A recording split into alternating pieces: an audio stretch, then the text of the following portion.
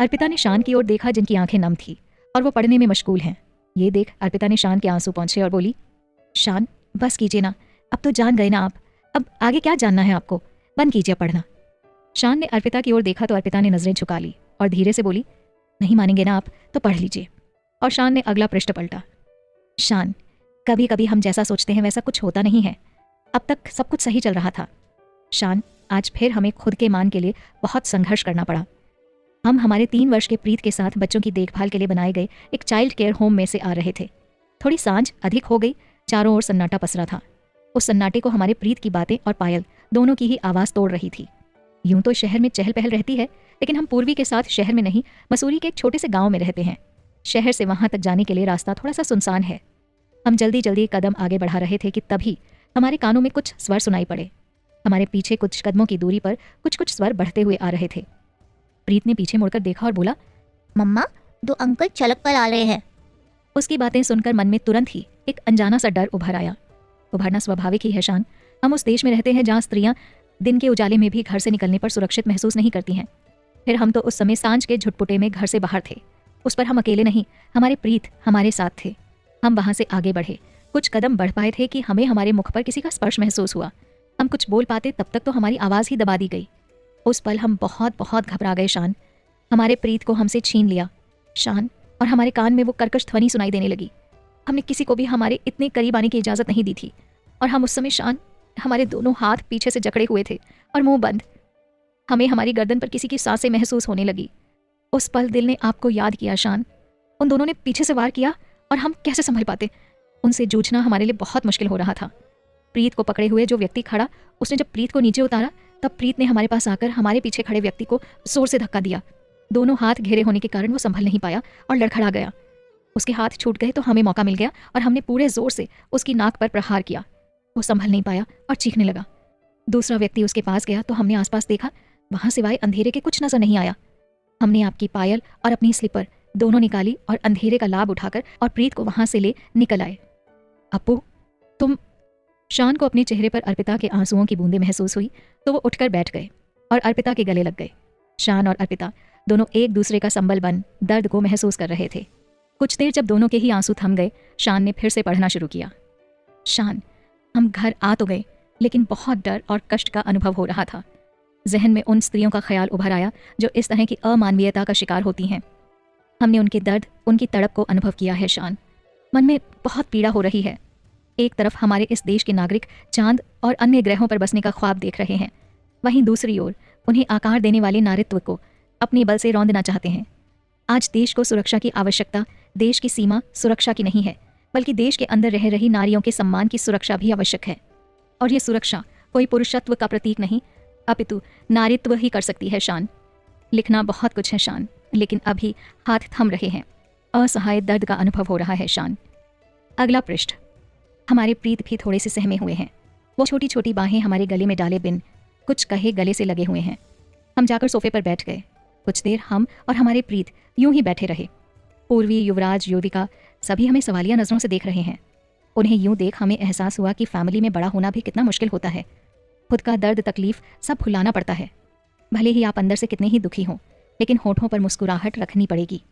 हमने भी यही किया और युविका को अपने पास बुला लिया और प्रीत से कहा, प्रीत, मम्मा ठीक है बच्चा, देखो दीदी आई है आपके साथ खेलने, चलो इनके साथ खेलो जाकर।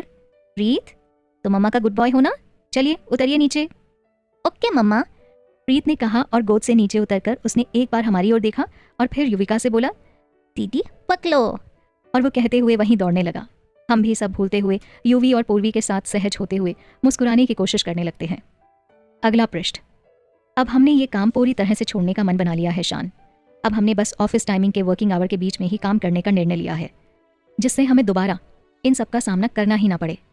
पढ़ना लिखना तो आता ही है, तो बस टीचिंग का प्रोफेशन चुन लिया। वहीं प्ले स्कूल में ही 2 जगह अप्लाई किया है। एक स्कूल में पार्ट टाइम वर्क भी शुरू कर दिया है। इसका एक पॉजिटिव फ़ायदा भी हुआ है हमें शान। प्रीत को पढ़ाने के लिए नए नए तरीके भी मिल रहे हैं और ये खुद भी उनमें रुचि रखते हैं शान।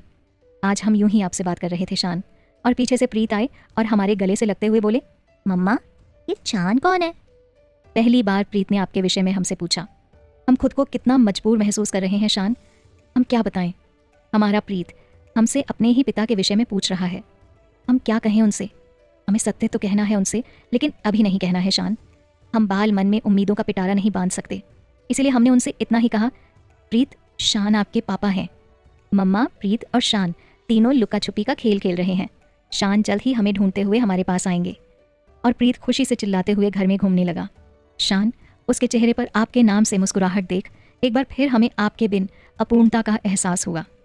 अगला पृष्ठ। हमें आपसे मिले हुए पूरे 4 वर्ष हो गए हैं शान। इन 4 वर्षों में ऐसा कोई क्षण नहीं आया कि हम आपको एक पल के लिए भी भूल पाए हों। भूला भी तो उन्हें जाता है जिनसे इंसान त्रस्त हो, और हम आपसे त्रस्त थोड़े ही हैं।